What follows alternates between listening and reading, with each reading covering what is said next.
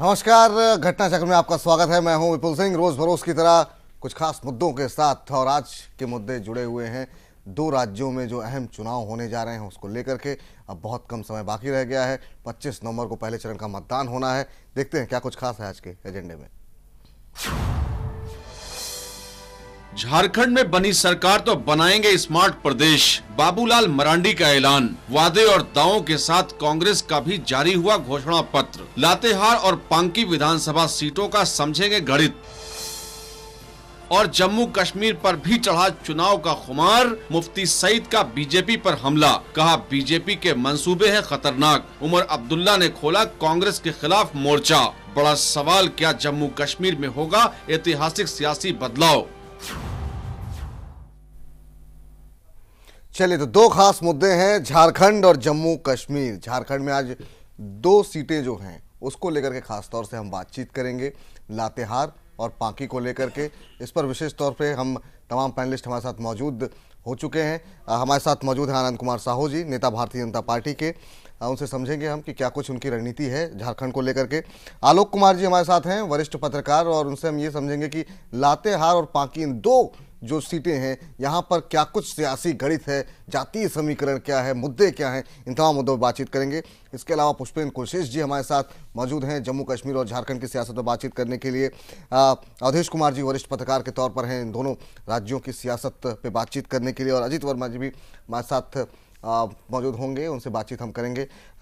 इन दो राज्यों में क्या कुछ सियासी गणित बनता हुआ दिखाई दे रहा है। शुरुआत आलोक जी आपसे करना चाहेंगे। खासतौर से इन दो सीटों के अलावा अगर आज का डेवलपमेंट देखें, जिस तरीके से आज बाबूलाल मरांडी का जो बयान आया है, उन्होंने कहा कि स्मार्ट सिटी बनाने का जो उन्होंने एक दावा फेंका है कि स्मार्ट सिटी हम बनाएंगे, कैसे देखा जाए इस बयान को? एक तो बाबूलाल मरांडी का एक बयान आया है जो एंटी मोदी प्लैंक पे खड़े दिख रहे हैं। उन्होंने कहा कि जब आप स्मार्ट सिटी की बात करते हैं तो देश के 29,000 गांव कहाँ चले जाते हैं, उसका ख्याल, वो स्मार्ट गांव की बात होनी चाहिए। तो एक स्टैंड इन्होंने लिया और कहा कि मैं स्मार्ट सिटी नहीं, स्मार्ट प्रदेश बना के दूंगा आपको।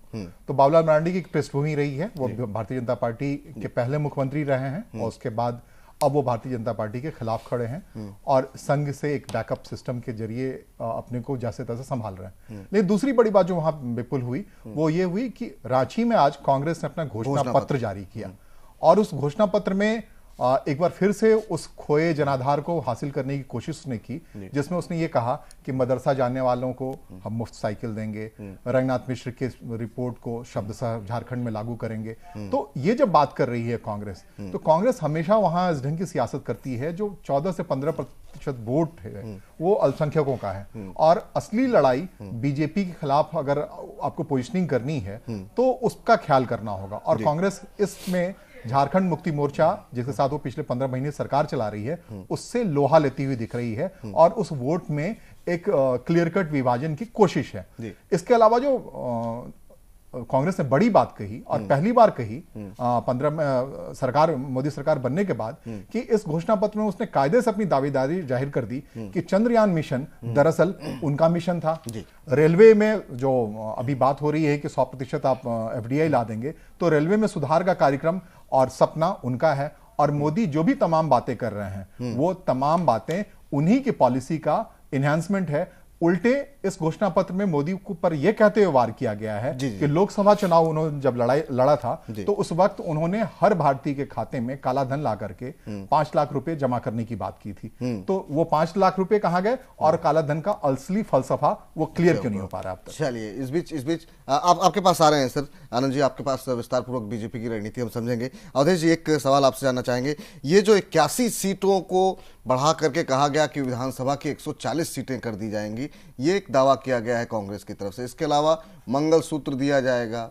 ये जो घोषणा पत्र को अगर आप देखें, इसके किस तरीके से आप जज कर रहे हैं कांग्रेस के घोषणा पत्र को? देखिए, कांग्रेस के इस घोषणा पत्र को मैं इस रूप में देखता हूं जैसे इतिहास के चक्र को पीछे ले जाना।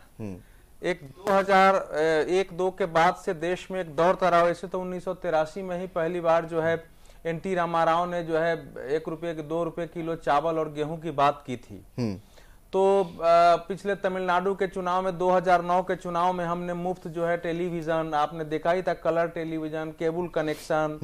तो अब 35 किलो अनाज, बीपीएल कृषि के लिए 24 घंटे बिजली, मुफ्त साइकिल, ये सारे। अभी कुछ ही दिन पहले 3 दिन हुआ है, मुलायम सिंह यादव ने ये कहा कि हमने जो है लैपटॉप तो हमने बांटा, लेकिन उसका लाभ मोदी उठा करके ले गए। तो असल क्या है कि इस समय अब भारत की राजनीति जो है ना, एक बड़े चक्र से 25 वर्ष के चक्र से बाहर निकल रही है जी। कांग्रेस का दुर्भाग्य है कि वो इस बदलती हुई धारा को, लोगों की जो राजनीतिक सोच है उसको, उसके अंतर मन को पहचानने में विफल हो रही है। अब इस समय लोग मुफ्तखोरी पर बहुत ज्यादा वोट देने के लिए तैयार नहीं है। अगर ये होता तो मुलायम सिंह यादव की पराजय उस प्रकार से उत्तर प्रदेश में नहीं होती। तो ये मैं इस घोषणा पत्र में मुझे ऐसी कोई बात नहीं दिखाई दे रही है जिससे कांग्रेस के झारखंड में पुनरुत्थान की कोई संभावना हमको दिखे। एक जी। दूसरी बात यह है कि इस समय क्या झारखंड के लोगों ने जो 14 वर्ष में जो है 12 सरकारें देखी है, 3 राष्ट्रपति शासन देखे हैं, क्या उसको बदलना चाहेंगे या फिर ये मुफ्तखोरी और उनके चक्कर में उसी प्रकार से भ्रष्टाचार, काहिली, लूट और राजनीतिक अस्थिरता को चाहेंगे? चलिए, इस समय मूल सवाल जो है झारखंड के लोगों के सामने ये है। चलिए पुष्पेंद्र जी, आपकी तरफ से एक कमेंट कांग्रेस के घोषणा पत्र को लेकर के, खासतौर से जो घोषणा पत्र जारी किया गया है, कुछ संभावनाएं आपको दिखाई दे रही हैं? क्योंकि एक बार फिर से बहुत पुरानी स्तर की राजनीति करने की कोशिश की है, और जो कि हाल फिलहाल के चुनाव में हमने देखा है, जिसको काफी हद तक नकारते हुए लोगों को हमने देखा है। मुझे लगता है कि कांग्रेस पार्टी के जितने भी विद्वान नेता हैं, उनको शायद लगता है कि आप उनकी कोई रणनीति, कोई उनका आर्गुमेंट, कोई उनकी घोषणा भले ही फेल होती रहे, लेकिन वो उस लीग से नहीं हटना चाहते। आप ये देखें कि उत्तर प्रदेश चुनाव की घोषणा से मात्र 16 घंटे पहले मुसलमानों को रिजर्वेशन का एक झुंझुना पकड़ाया गया था, और फिर उस पर इलेक्शन कमीशन ने लताड़ लगाई थी, और पूरी उत्तर प्रदेश के विधानसभा चुनाव में सफाया हो गया था। लोकसभा चुनाव से चंद घंटे पहले, चंद दिन पहले समझ लें, आपने जाटों को आरक्षण दिया। आप वेस्टर्न यूपी में साफ हो गए, हरियाणा में साफ हो गए, राजस्थान में साफ हो गए।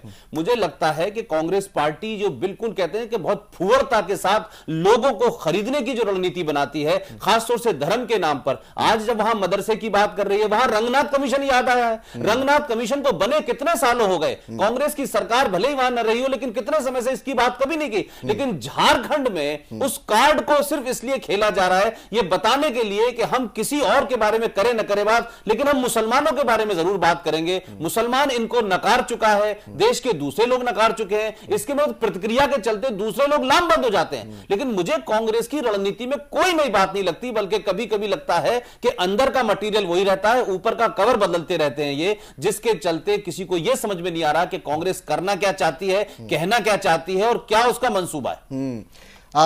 आपसे आनंद जी जानना चाहेंगे, एक तो कांग्रेस ने जो घोषणा पत्र जारी किया है उस पर आपकी प्रतिक्रिया, और दूसरी बात जो है बीजेपी का घोषणा पत्र कब आ रहा है और बीजेपी का एजेंडा होगा क्या, वो कांग्रेस से कितना अलग होगा?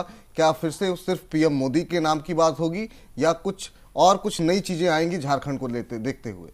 देखिए, सबसे पहले आपको शायद याद होगा, माननीय प्रधानमंत्री जी जब झारखंड गए थे तब उन्होंने साफ कर दिया था कि झारखंड की जो अस्थिरता है और झारखंड की जो अनिश्चितता है और झारखंड की जो जीविका है, यानी जो लोग पलायन कर रहे हैं, शिक्षा में पीछे हैं, वहाँ तमाम सुविधाएं होने के बावजूद वहाँ पर अस्थिरता जो है बनी हुई है, उन सब से ऊपर निकाल के लाएंगे, ऐसा उन्होंने कहा था। और एक बात और कहा था कि आरक्षण नहीं, आजीविका चाहिए। देखिए, आज हर एक बार कांग्रेस को चुनाव के पहले याद आती है कि आरक्षण के नाम पर कुछ ना कुछ झुंझुना दिखाओ, कुछ ना कुछ उनको प्रलोभन दो, और किसी न किसी रूप से साफ प्रतीत होता है क्या वो कोई भी समुदाय हो, उनके भी लोग बहुत ही शिक्षित हैं, काफी लोग जागरूक हैं, उनको मालूम हो जाता है कि भाई अब चुनाव आ गया, ये कुछ ना कुछ अपना रुख बता रहे हैं कि भाई हम ये कर देंगे, वो कर देंगे। इतने साल से कांग्रेस को किसने रोका? अब ये कुछ करते नहीं है। हमारी एक ही नीति है कि आरक्षण नहीं, आजीविका देंगे, अस्थायी सरकार देंगे, विकास, वहां औद्योगिकीकरण होगा। वहां जो हमारे सबसे बड़ा इशू है जिसके बारे में कोई पार्टी नहीं कह रही है, हम उसके बारे में खुले मन से बात करते हैं। कांग्रेस केंद्र में सरकार रही, वहां दुनिया भर का ग्रीन हंट और पता नहीं क्या क्या ऑपरेशन, दुनिया भर के लॉन्च किया गया नक्सलवादियों के ऊपर। अब मैं ये कहते रहा कि भाई नक्सलवादी क्या जो ये डिजीज है वो पहले उसको आप चिन्हित करिए, वो बीमारी क्या है। आप बिना आप जांच किए बीमारी का अगर इलाज देंगे तो क्या होगा, फिर बीमारी बढ़ेगी। तो मैंने कहा था कि भाई अगर आपको बीमारी को जानना है तो पहले वो जानना होगा कि क्यों ये नक्सलवाद बढ़ा है और ये कौन लोग हैं। आपके घोषणा पत्र में नक्सलियों को लेकर के क्या कुछ स्पेशल अनाउंसमेंट होगी? हम लोग सिर्फ घोषणा नहीं, हम तो ऑलरेडी कार्रवाई विपुल जी, अच्छा है कि आनंद जी अपने बीच में है। हम पूछना चाहिए घोषणा पत्र में ये कांग्रेस जैसी पार्टी जो नन प्लेयर है वहां पे, उससे कैसे पिछड़ जा रही है? मैं बता रहा हूं, वहां हम ये कर रहे हैं कि जो लोग हॉट मतलब इस तरफ चले गए हैं, हार्डकोर बन गए हैं नक्सलवादी, हम उनको पहले चिन्हित करेंगे और ऑलरेडी लगभग डाटा है सरकार के पास, ऐसा नहीं है कि नहीं है। मोटे मोटे कहीं ना कहीं वो पता चलता है समाज। साहू साहब आप, लेकिन आप ये मुझे बताइए, भारतीय जनता पार्टी की झारखंड में कितने साल सरकार रही? आप कितने साल सरकार में थे? हमारी कब हर एक बार तो वो आप गिन के बताएं, पिछले 14 साल हो गए, झारखंड के बने 14 साल हो गए, आप कितने साल सत्ता में रहे? उसके बाद तो हमारा हमेशा गठबंधन वाली दूसरी बात कह रहा हूं, हमारी सरकार। आप आज ऐसे बात कर रहे हैं कि झारखंड में भारतीय जनता पार्टी कोई पहली बार चुनाव लड़ने चले देखिए सुनिए आनंद जी एक सेकंड। सुबोध कांत सहाय जी हमारे साथ जुड़ चुके हैं, वरिष्ठ कांग्रेसी नेता, पूर्व केंद्रीय मंत्री। सहाय साहब बहुत बहुत स्वागत है। एक जरा पहले उनसे एक प्रतिक्रिया लेते हैं उनकी जो घोषणा पत्र आया उसके ऊपर। यहाँ पर जो तमाम हमारे पैनलिस्ट बैठे हुए हैं सुबोध जी, उनका कहना यह है कि कांग्रेस फिर से वही पुरानी राजनीति कर रही है जिसने हर बार उसको धोखा दिया है, जिसकी वजह से वो लगातार हार रही है पिछले कुछ चुनाव। उत्तर प्रदेश में आरक्षण की बात आपने की, वहां हार मिली आपको। महाराष्ट्र के अंदर आप साफ हुए, लोकसभा चुनाव में करारी हार मिली। हरियाणा के अंदर स्थिति आपकी खराब हुई जी। ये जो लोग वहाँ बैठे हुए हैं हम नहीं जानते कौन लोग हैं जी जी जी, लेकिन मैं इतना कहना चाहता हूँ कि विचारधारा हार से नहीं बदली जा सकती है, प्राथमिकताएं नहीं बदली जा सकती है जी। हार नहीं है ये मदारी का जो एक दिखा करके अपना माल बेचने का जो होता है, उसके चलते जनता जो है मिसमराइज हुई है। सुबोध जी, आप बताइए कि 10 साल का यूपीए सरकार में जितना हमने प्रोग्राम किया, वो कौन सा प्रोग्राम था जो इस देश के गरीबों के लिए नहीं था? सुबोध जी, आलोक कुमार बोल रहा हूं, मैं पत्रकार हूं। एक सवाल पूछना चाहता हूं मैं आपसे, अगर अनुमति दे तो। मैं ये कह रहा हूं कि आप आज आपने बड़े तामझाम से घोषणा पत्र जारी किया, लेकिन इस घोषणा पत्र में 15 महीने से झारखंड की सत्ता में आप हैं, सहयोगी की भूमिका में। उस सरकार को कोई श्रेय नहीं दिया आपने, तो क्या 15 महीने तक जिस सरकार में आप शामिल हैं उसने ऐसा कोई काम नहीं किया जो कि आप? महीने का हम जब शामिल है इसमें, तो जो भी किया है वो भी एक अचीवमेंट है, लेकिन वो हद नहीं है, क्योंकि 15 महीने में 6 महीना तो आपका चुनाव आयोग खा गया, लेकिन उसके बावजूद 6 महीना और 10 महीने में राज नहीं बदलेगा, जिसको 12 साल राज करके भाजपाइयों ने जिसका सत्यानाश कर दिया। नहीं, घोषणा पत्र में जो बातें आप सुबोध जी माफ कीजिए, प्रोग्राम ओरिएंटेड है और हमने जैसे गांव के लोगों पे नाली के वजह से पैसा बहाया जाता है, यूपीए सरकार ने 10 साल में बहाया, क्यों मोदी सरकार ने मनरेगा का पैसा काट दिया? आज आपका हेडलाइन है ये आप सरकार में हैं, आज की तारीख में भी सुबोध जी नहीं मिल रहा है, भले ही चुनाव में जा रहे, आवास का बजट घटा दिया, जी क्यों शिक्षा अभियान का बजट घटा दिया? यहाँ पर बिलो पॉवर्टी लाइन जो है 52% लोग हैं। हाँ, ये आप सही कह रहे हैं, लेकिन भाजपा थी वो कौन सा काम की?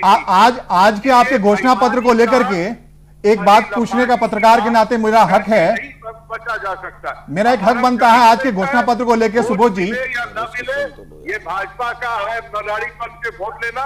हमारा 100 साल पुरानी पार्टी है। सुबोध जी से एक सवाल पूछना चाहता हूं, एक उनको बोल लेने दीजिए। सुबोध जी से एक सेकंड। सुबोध जी, अवधेश कुमार बोल रहा हूँ, नमस्कार। ये जो चावल, दाल और टेलीविजन ये सब बांटने का जो एक तरीका था पिछले 15-20 सालों में, वो आपने देखा कई जगह फेल हुए हैं। यहाँ उत्तर प्रदेश तक में फेल हुए हैं, उसमें नयापन कुछ नहीं है। कांग्रेस जैसी पार्टी एक देश की प्रमुख विपक्षी पार्टी है, वो सशक्त हो, वैचारिक रूप से पुनर्गठित हो, उसको सीटें आए, ये देश के भी हक में है। क्योंकि अगर बीजेपी अकेले रह गई, अगर कोई पार्टी ही नहीं रहेगी तो चलेगा कैसे। लेकिन आपका जो घोषणा पत्र है, एक सेकंड, आपका जो घोषणा पत्र वो दिखा रहा है कि आप बाहर निकलने के लिए तैयार नहीं है। ये देश बदमार्गी देश है, अतिवादियों के हाथ में चला गया है अभी। लेकिन ये सोच की कैसे मजबूत हो, ये एक आपकी सोच को मैं अप्रिशिएट करता हूँ।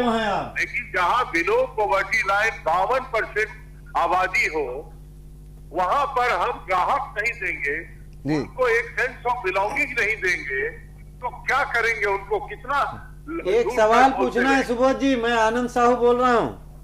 जी जी जी, मैं एक चीज पूछना चाह रहा हूँ कि आप इतने साल से केंद्र में भी रहे मंत्री, एक काम बताइए बड़ा जो वहाँ झारखंड के लिए रोजगार या वहाँ के लिए कोई इंडस्ट्री या कोई बड़ा काम किए हो आप केंद्र सरकार? आनंद जी बीजेपी के नेता हैं, सुबोध भाई आनंद जी बीजेपी के नेता हैं। नहीं, मेरी बात सुन लीजिए, कोई बात नहीं है किसी के नेता हो, लेकिन जो फैक्चुअल है मैं बता रहा हूँ। राज बना था तो 4,500 करोड़ का बजट था जी, आज 39,000 करोड़ का बजट 10 साल में हमने कर दिया। ये राज्य का जो दुर्भाग्य है कि 25%, 23%, 26% से ज्यादा कभी भी बजट का उपयोग नहीं हुआ, सब लैप कर गया। ये भाषण नहीं है, ऑन रिकॉर्ड में है। ये राज्यसभा में मंत्री था, मैं लगातार यहाँ के मुख्यमंत्रियों को कहता था कि देखो ये कृषि उद्योग पर आधारित अगर इंडस्ट्रियलाइजेशन झारखंड में करोगे, अब टाटा में 25,000 लोगों की नौकरी नहीं मिलेगी, एटीसी में 25,000 नहीं रहेंगे, और आज हाईटेक का नतीजा है। मेरे सवाल का सुबोध जी चलिए समय अब थोड़ा कम रह गया। सुबोध जी उपज के आधार पर इंडस्ट्रियलाइजेशन करो झारखंड में। चलिए झारखंड एक हॉर्टिकल्चर स्टेट है। जी, लेकिन हमने फूड पार्क दिया यहाँ, जी 400 करोड़ रुपया दिया, लेकिन इस गाछ संस्कृति में आज तक 2006 का पैसा का उपयोग नहीं हुआ। ये कौन जिम्मेवार है? कांग्रेस तो यहाँ कभी मुख्यमंत्री थी नहीं, हमारी तो कोई सरकार थी नहीं यहाँ। चले, बहुत बहुत शुक्रिया, बहुत बहुत धन्यवाद आपका इस पूरी चर्चा में जुड़ने के लिए, हमसे बातचीत करने के लिए। एक छोटे से ब्रेक के लिए हम यहाँ पर रुक रहे हैं, जल्द लौट रहे हैं, और ब्रेक के बाद खास तौर से 2 सीटों पर जिस पर कि हमने आपसे कहा था कि हम चर्चा करेंगे, लातेहार और पांकी, सिर्फ इन 2 विधानसभाओं पर चर्चा। एक छोटा सा ब्रेक, जल्द लौटते हैं।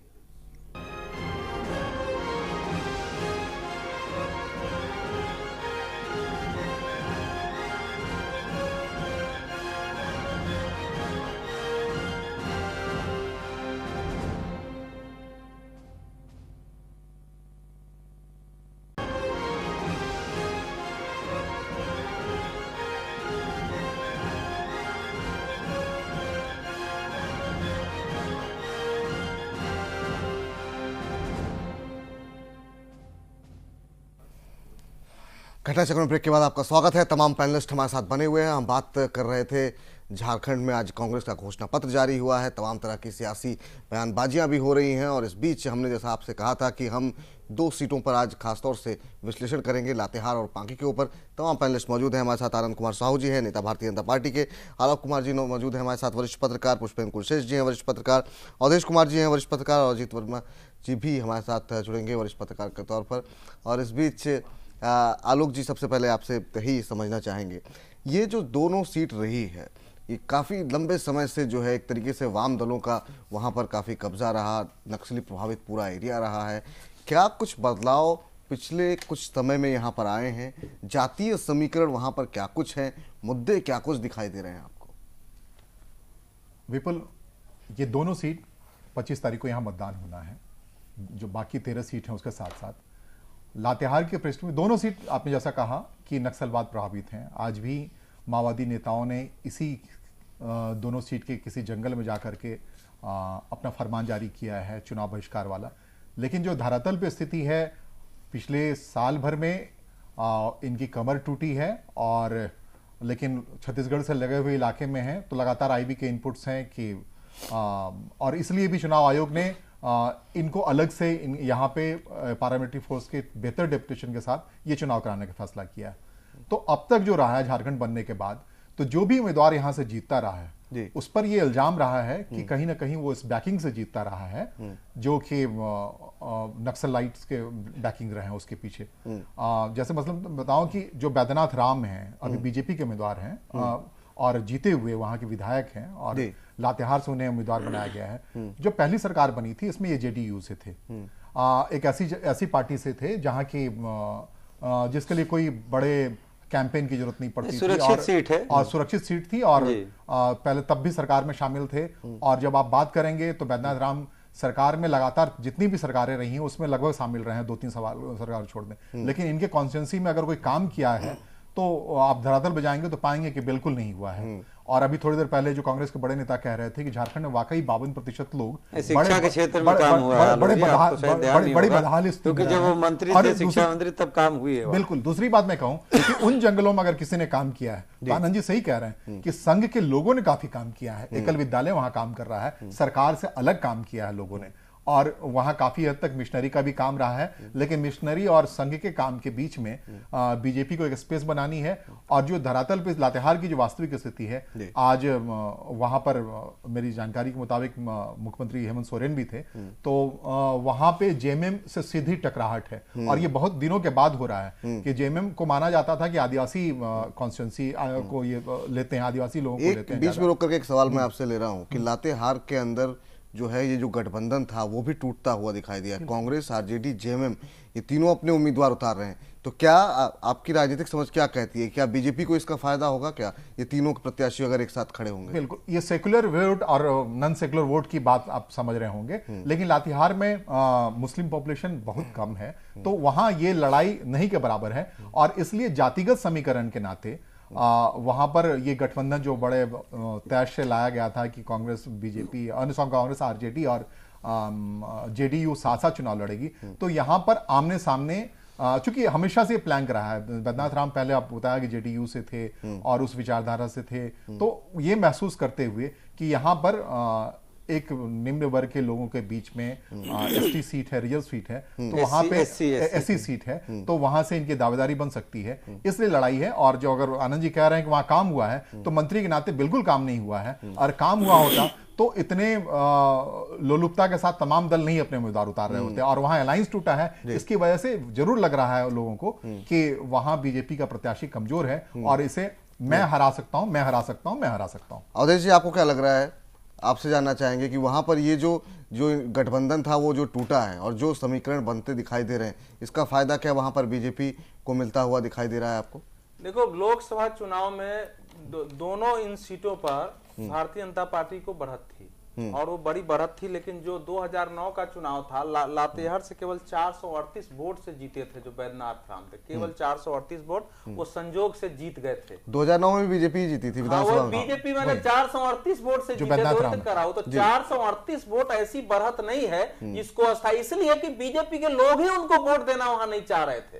वो वोट जरूर मिला था, चूंकि वो दल बदल के आए थे उस क्षेत्र में, तो वो उनके साथ वो समस्या थी। देखो, यहाँ जो है आपको मैं बता रहा हूं कि 14 उम्मीदवार थे, जिसमें 10 की जमानत जब्त हो गई थी। 1,71,628 पोल थे। बीजेपी को 34,552 वोट आए थे, और आरजेडी सेकेंड नंबर पर थी, जिसको 34,084 वोट आया था। तो वो एकदम बिल्कुल थोड़ा का अंतर है। इसलिए आरजेडी और बाकी अगर ये सोचती है कि शायद हम टक्कर दे दे, तो विधानसभा के अनुसार तो ठीक लग रही है, लेकिन जो लोकसभा का माहौल बना है उससे 2009 के विधानसभा चुनाव के परिणाम अप्रासंगिक हो गए हैं इस समय।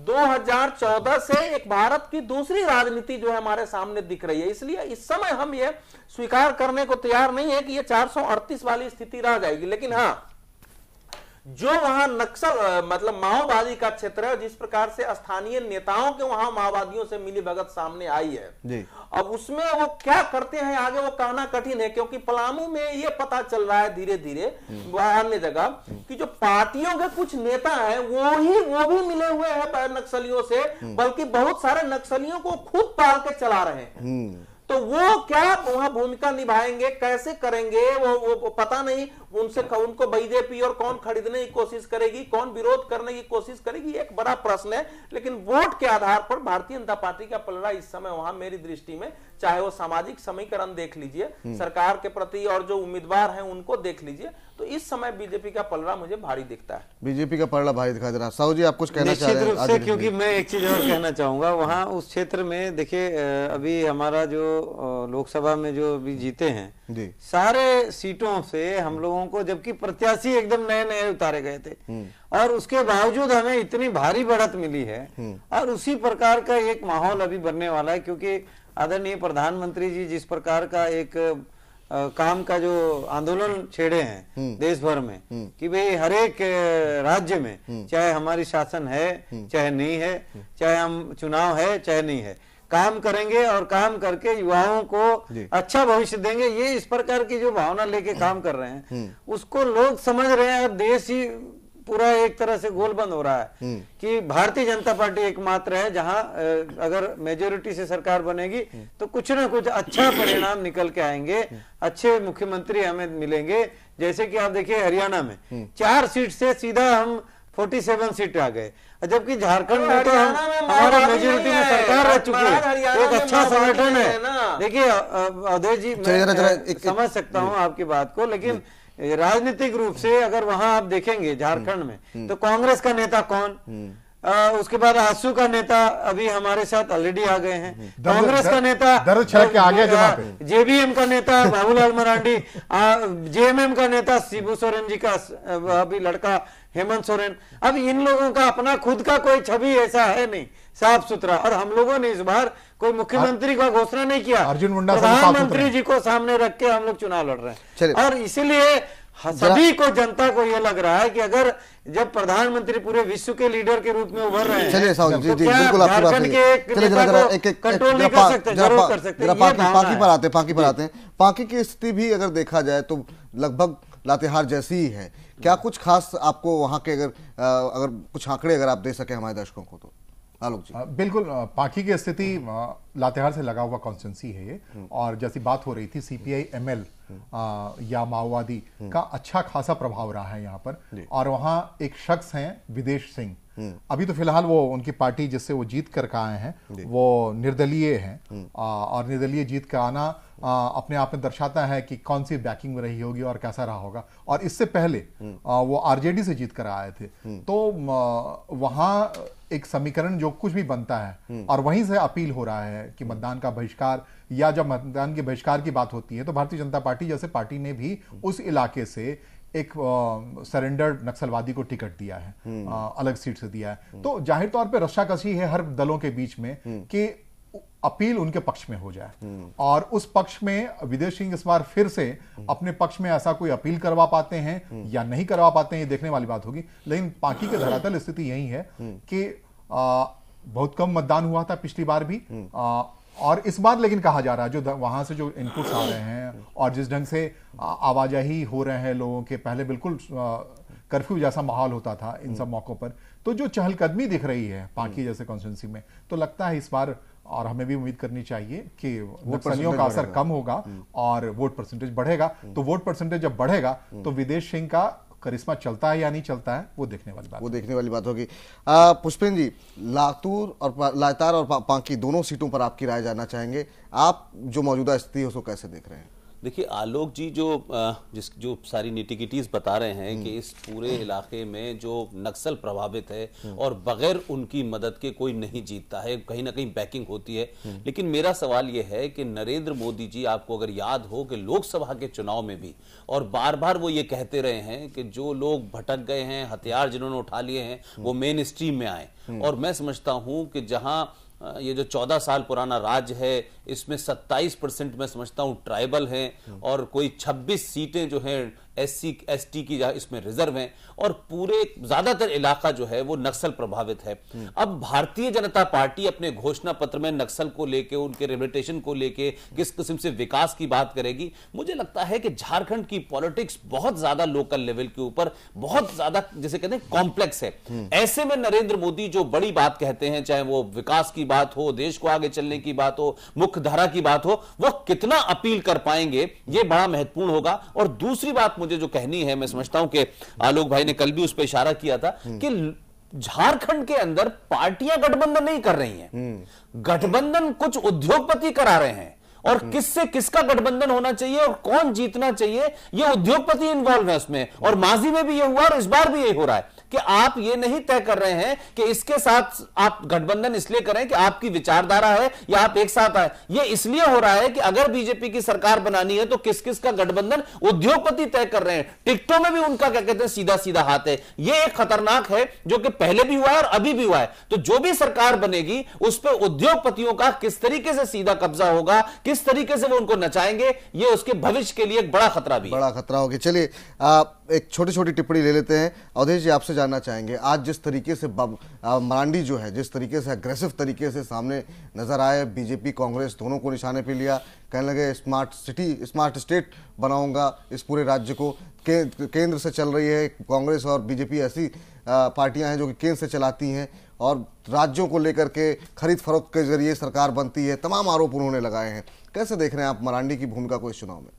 देखिए, बाबूलाल मरांडी आप जानते हैं कि झारखंड के मुख्यमंत्री रहे हैं, कोई पहली बार नहीं है। उनको जानते हैं लोग कि आप मुख्यमंत्री के रूप में आपने क्या काम किया है। 15 नवंबर 2000 से लेकर के और 17 मई 2003 तक वो मुख्यमंत्री रहे हैं, यानी कुल मिला के करीब करीब 2.5 साल से तो रहे ही हुए हैं। तो 2.5 साल में उन्होंने कितना स्मार्ट बनाया है झारखंड को, ये हम लोग जानते हैं। बाबूलाल मरांडी जी ही थे। हालांकि संजोग से उस समय मुझे उनका समर्थन करना पड़ता था क्योंकि यहाँ से जो गड़बड़ियां होती थी उसका विरोध होता था केंद्र से। बाबूलाल मरांडी पहले नेता थे जिन्होंने बने निवासी और अनिवासी को करके और वहां राइट करवा दिया। पूरे गुजरात झारखंड में राइट हो गया, गांव जलने लगे थे, लोग आपस में मार काट करने लगे थे, जो वहां कभी नहीं हुआ था जी। और वो लालू यादव बनने की राह पर थे। तो उनका जो ट्रैक रिकॉर्ड है मुख्यमंत्री के रूप में, आरंभिक कुछ समय का तो ठीक ठाक रहा है, लेकिन बाद का जो समय रहा वो स्वयं को वहां का एक आदिवासी नेता के रूप में स्थापित करने के चक्कर में जो लालू यादव बने हैं, तो उसमें कहीं स्मार्टनेस की बात नहीं दिख रही थी। उनके राज्य में कोई ऐसा जी अवधेश जी एक छोटी सी प्रतिक्रिया साहू जी से लेते हैं। एक सेकंड, ऐसा कदम नहीं उठा था जो कि मैं सबसे एक बात कहूंगा आनंद जी जैन टीवी के माध्यम से कि आज जो स्थिति है वहां उसमें भारतीय जनता पार्टी की सरकार निश्चित रूप से बनते हुए नजर आ रहा है। और इसीलिए कह रहा हूं क्योंकि किसी भी सूरत में कोई भी अन्य दल वहां स्थायी सरकार देने के पक्ष में या उनकी ताकत ऐसी नहीं है, ना उनके पास कोई ऐसा एक जादू की छड़ी है जो रातों रात वहां झारखंड में सरकार बना के और कुछ चमत्कार कर दे। एक सवाल का जवाब देंगे, एक सवाल का जवाब दीजिए। भारतीय जनता पार्टी की सरकार बनेगी वहां, तभी वहां पर हम निश्चित रूप से एक अच्छी जो है विकास का मॉडल सबसे पहले जैन टीवी के करिश्मा देखा आपकी विकास कर रहे हैं। पुष्पेंद्र जी, समय बदल गया, केंद्र का नेतृत्व बदल गया, हमारे नेता बदल गए। अब आपको भरोसा करना चलिए, समय समाप्त हो रहा है। 5 चलिए साहू जी आपका समय समाप्त।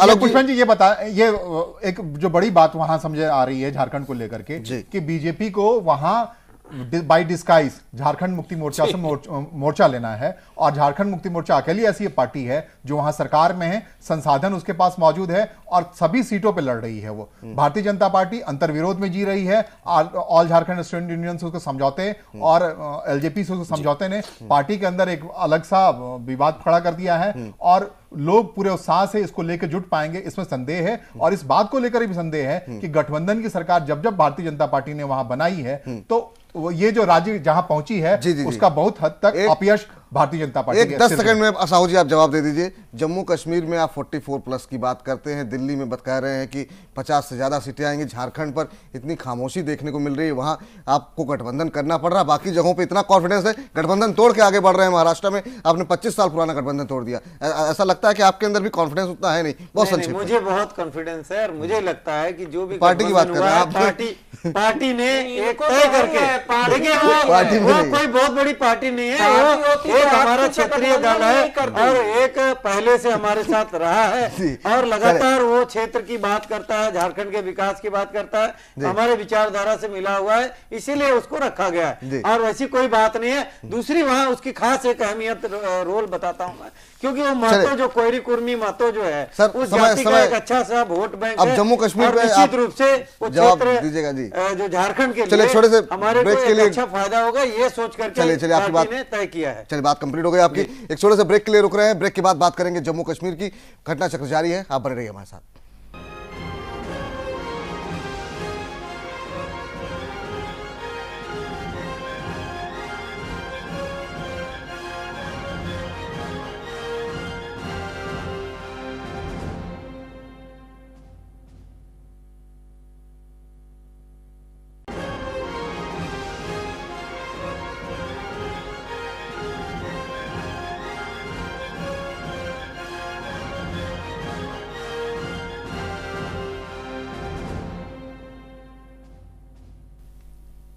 घटना चक्र में ब्रेक के बाद आपका स्वागत है और अब हम बात करेंगे जम्मू कश्मीर में जिस तरीके से सियासी गर्मी बढ़ रही है, तमाम आरोप प्रत्यारोप हो रहे हैं। हर पार्टी ये दावा कर रही है कि वो चुनाव में जीत हासिल करेगी। तमाम पैनलिस्ट हमारे साथ मौजूद हैं इस बात का विश्लेषण करने के लिए कि किसके दावे में कितना दम है। लेकिन उससे पहले जरा बीजेपी के दावे को सुनते हैं, जहां पर स्वास्थ्य मंत्री जेपी नड्डा का कहना यह है कि वो 44 से ज़्यादा सीटें जीतने में कामयाब रहेगी। चाहे वो जम्मू का इलाका हो, चाहे वो श्रीनगर वैली का इलाका हो, चाहे वो लेह लद्दाख का इलाका हो, सभी जगह भारतीय जनता पार्टी के पक्ष में लोगों का रुझान है। लोग चाहते हैं कि मोदी जी के नेतृत्व में जो देश आगे बढ़ रहा है उसमें वह साथ दे और जम्मू कश्मीर भी उसमें अपने आप को शामिल करना चाहता है। इसलिए कमल के निशान पर लोगों की आस्था बनी है और भारतीय जनता पार्टी मिशन 44+ को पूरा करने में सफल रहेगी।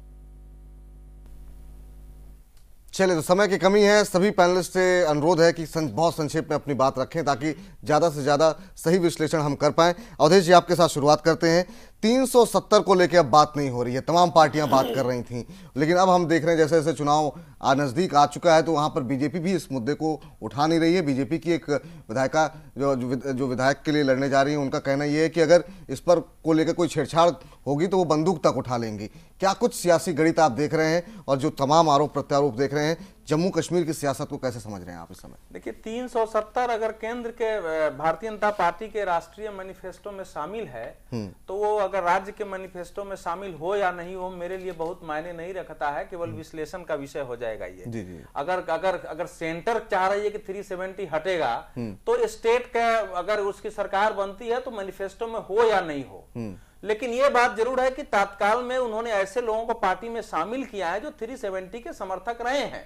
और जम्मू कश्मीर का सच यह है, चूंकि मैं वहां रहा हूं कुछ दिनों को समझने के लिए, कि यहां भले नेता 370 की बात करते हैं लेकिन वहां भारतीय जनता पार्टी के भी जो हिंदू नेता हैं वो भी दिल से 370 का अंत नहीं करना चाहते। उनको लगता है कि इससे हमको कुछ विशेषाधिकार मिला हुआ है। लेकिन अगर वहां के जो इतना पावरफुल मिनिस्टर केंद्र में बैठ के कह रहा है तो जाहिर है, लेकिन उससे बड़ी जो बात बीजेपी के घोषणा पत्र में है कि राज्य का नाम बदल देना, माने जम्मू कश्मीर और लद्दाख कर देना ताकि इसकी पहचान बदल जाए।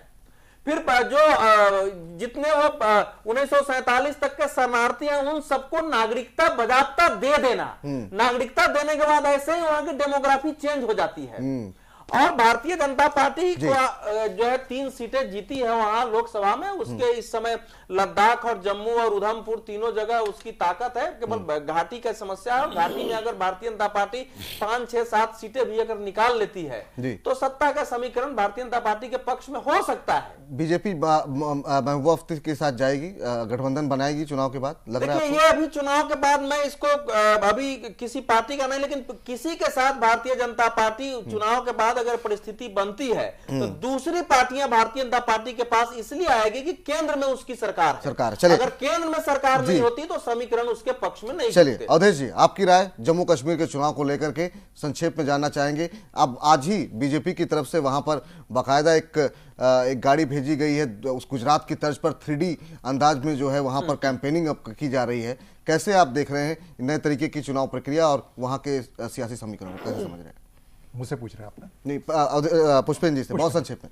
नहीं, मुझे लगता है कि देखिए दो चीजें हैं कि जिस तरीके से अभी कुछ दिन पहले आपने सुना था कि पीडीपी ने ये कहा कि साहब हम भारतीय जनता पार्टी के नरेंद्र मोदी के साथ काम करने के लिए तैयार हैं। आज उनके पिताजी जो देश के पहले मुसलमान गृह मंत्री थे, जिनके जमाने में उनकी बेटी का अपहरण हुआ और वो किस तरीके से कॉन्कॉक्टेड ड्रामा किया गया और उन्हीं के घर के अंदर सब कुछ चीजें भी हो गई, आतंकवादी छोड़ भी दिए गए और उनकी बेटी भी सलामत आ गई। आज उन्होंने बीजेपी पे हमला किया है। और मजे की बात यह है कि नेशनल कॉन्फ्रेंस और कांग्रेस पार्टी 6 साल सत्ता में रही है। सत्ता से इस इलेक्शन से पहले फारूक अब्दुल्ला साहब ने उसे उठा करके अपनी पीठ से नीचे रख दिया है, अब वो उस पर हमला कर रहे हैं। मेरा कहना है कि भारतीय जनता पार्टी जिस किस्म के कैंडिडेट को टिकट दे रही है, आप सेपरेटिस्ट जो लीडर थे आप उनको भी टिकट दे रहे हैं। मैं ये कहना चाहता हूं कि सत्ता पाने की लालसा में क्या भारतीय जनता पार्टी जम्मू कश्मीर पे जो उसका एक ट्रेडिशनल व्यू रहा है उसको छोड़ने जा रही है या सिर्फ सत्ता प्राप्त करना है? क्योंकि कश्मीर का चुनाव भारत के अंदर किसी एक सूबे के चुनाव के से बहुत अलग मायने रखता है। इसके इंटरनेशनल रेमिफिकेशन होंगे,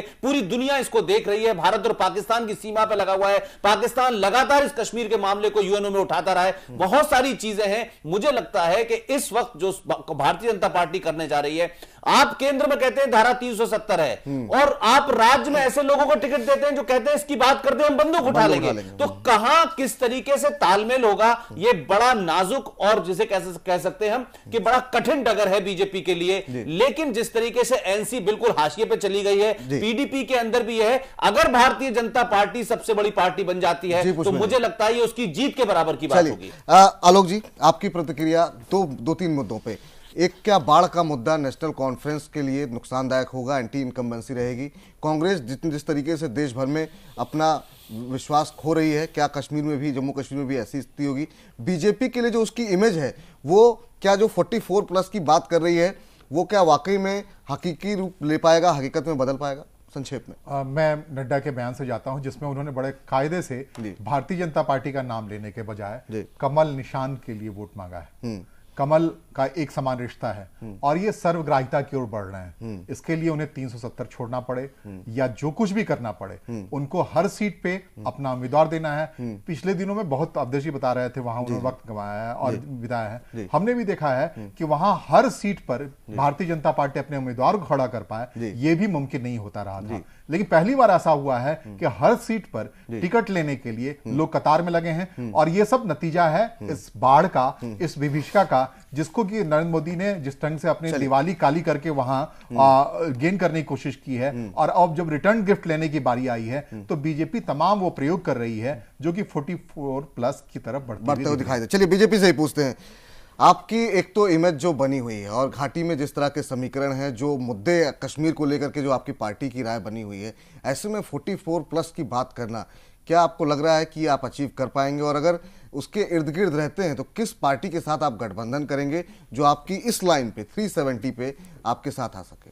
देखिए, सबसे पहले तो जो आप देख रहे हैं कि जम्मू कश्मीर के वादियों के लोग अब वो गुमराह होना नहीं चाहते हैं और उनको साफ लग गया है कि माननीय नरेंद्र मोदी जी प्रधानमंत्री हैं और वो देश के प्रधानमंत्री हैं, हमारे भी प्रधानमंत्री हैं और वो बातें कम काम ज्यादा। अभी जिस प्रकार से वहां आपदा वहां पर ऐसी आई अचानक और उसमें सभी दल जितना भी भाषण देना है दिए, लेकिन आदरणीय प्रधानमंत्री जी ने बिना कुछ कहे पहले काम कर दिया। वहां के फाइनेंशियल स्थिति को ठीक किया, वहां हर तरह की सामग्री भिजवाया, खुद जा करके डटे रहे, तमाम तरह के साधन वहां जुटाए। 370 देखिए, दूसरी बात 370 जो है भाजपा का जो है वो है वो स्थिति वो जैसा कि आपकी कैंपेनिंग में अवधेश कहीं जी इस ने पर चर्चा बहुत नहीं हो साफ रही कहा कि जब केंद्र में है जो मैनिफेस्टो में पहले ही है तो वो स्थिति है पहले से। तो आपकी पार्टी के लेकिन मेरा ये जो कहना आपकी है, पार्टी के कैंडिडेट हैं वो कह रही है कि अगर इस पर हमारे चर्चा पार्टी- होगी तो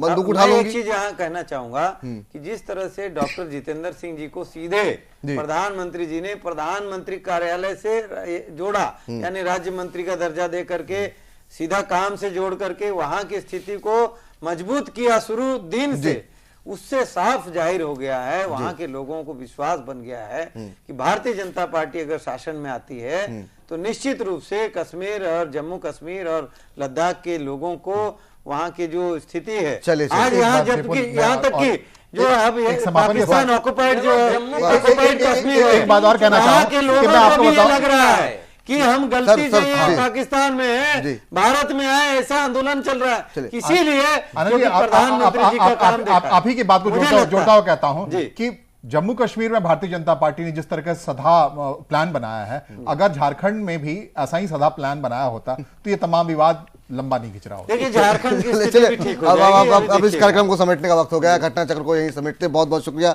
आनंद कुमार जी, आलोक कुमार जी, आपका भी बहुत बहुत शुक्रिया। पुष्पेंद्र जी, आप इस कार्यक्रम में जुड़े, बहुत बहुत शुक्रिया आपका, और बहुत बहुत धन्यवाद अवधेश जी इस कार्यक्रम में जुड़ने के लिए आपका भी। घटना चक्र में इतना ही। तमाम बड़ी खबरों के लिए देखते रहिए जैन टीवी। नमस्कार।